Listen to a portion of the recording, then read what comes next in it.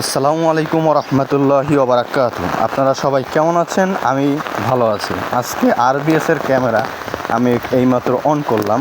আমার ইউটিউব চ্যানেলটাকে অবশ্যই আপনারা একটু ফলো করবেন, সাবস্ক্রাইব করবেন। হ্যাঁ, তো আজকে এই বন্যার ভিতরে আমি কেন বের হয়েছি, এই বৃষ্টির ভিতরে আমি কেন বের হলাম, এর কারণ হচ্ছে ভাই, আমার ঘরে খাবার না থাকলে আমাকেই তো বের হতে হবে, তাই না? তো এই জন্যই বের হলাম। কিন্তু একটা কথা বলার জন্য, এটার জন্য আমি ক্যামেরাটা অন করি নাই। আমি একটা কথা বলার জন্য আপনাদের এই ক্যামেরাটা অন করেছি। তো চলেন সেই কথায়, সেই টপিকসে চলে যাই।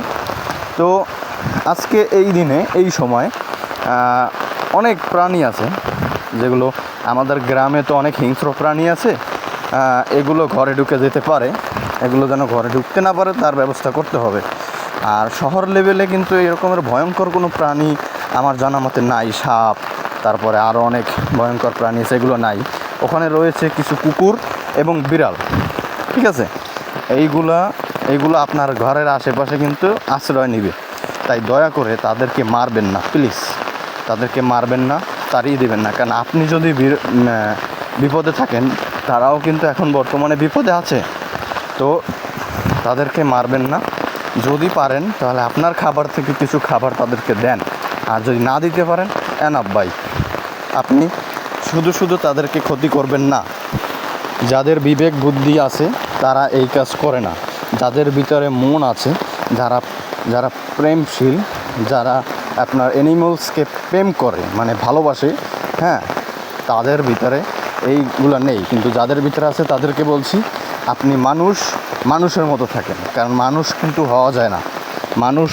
আপনি জন্ম হলেই আপনি কিন্তু মানুষ নয়। আপনাকে মানুষ হতে হলে মানুষের মতো কাজ করতে হবে, ঠিক আছে? আপনাকে শিক্ষিত হতে হবে। আপনি শিক্ষিত হতে হলে আপনি এই কাজ করবেন না। কারণ সমাজে আপনি শুধু একলা বাস করেন না, আমরা হাজার হাজার মানুষ বাস করি এবং এরাও বাস করে।